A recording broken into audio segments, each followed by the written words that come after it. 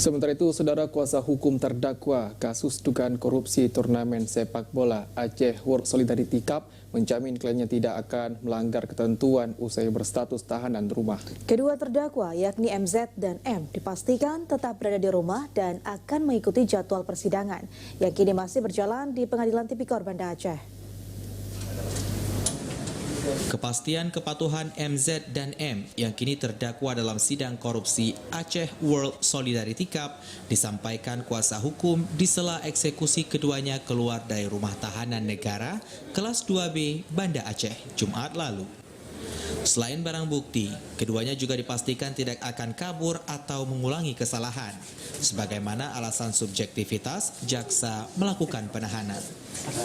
Zulfikar Sawang, kuasa hukum M, salah satu terdakwa mengatakan permohonan penangguhan penahanan telah diajukan pihaknya sejak awal persidangan.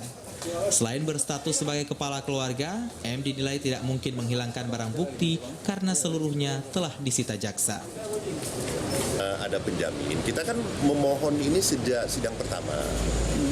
Sidang pertama kita sudah mengajukan permohonan tertulis dan lisan di muka sidang. Kemudian ada penjamin istri dan adik kandungnya.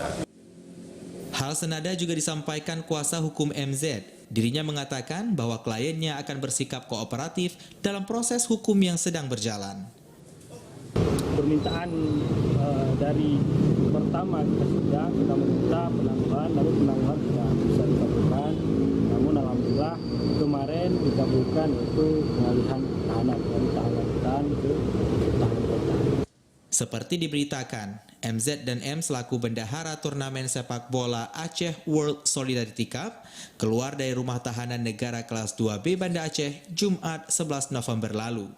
Hal ini menyusul peralihan status keduanya dari tahanan di rumah tahanan negara menjadi tahanan rumah sesuai penetapan Hakim Pengadilan Tipikor Banda Aceh. Keduanya ditahan di Rutan Kaju oleh tim Jaksa Kejari Banda Aceh karena diduga terlibat dalam korupsi ajang sepak bola yang menggunakan APBA 2017 yang merugikan negara senilai 2,8 miliar rupiah. Dari Aceh Besar, Arman Konadi, TVRI melaporkan.